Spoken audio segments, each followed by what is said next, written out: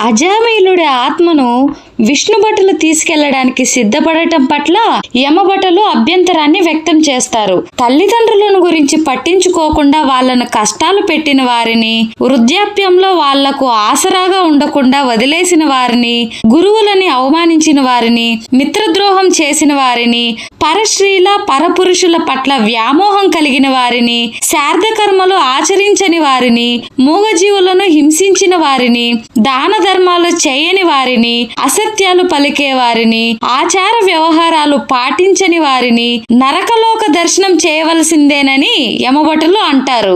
శ్రీ మహావిష్ణువుని పూజించిన, సేవించిన, సాలగ్రామాన్ని పూజించిన, తులసీ దళాలతో భగవంతుడిని అర్చించిన, భాగవత పురాణమును పఠించిన, హరినామ స్మరణ చేసిన అలాంటి వారు నరకలోకం దగ్గరలోకి కూడా రారని విష్ణుదూతలు చెబుతారు.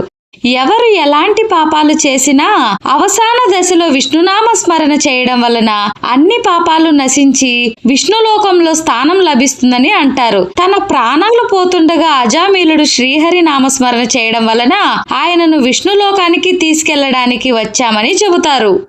ఆత్మగా ఉండి ఈ తతంగమంతా చూస్తున్న అజామిలుడు ఆశ్చర్యపోతాడు. తన కుమారుడి పేరు నారాయణ అని, చనిపోవడానికి ముందు తాను కుమారుడిని పిలిచాననే విషయం ఆయనకి గుర్తుండదు. తాను ఎప్పుడు భగవంతుడి నామస్మరణ చేశానా అనే ఆలోచనలో పడతాడు. తమ పనికి విష్ణుభటులు అడ్డు చెప్పడంతో యమభటులు యమధర్మరాజు దగ్గరికి వెళ్తారు.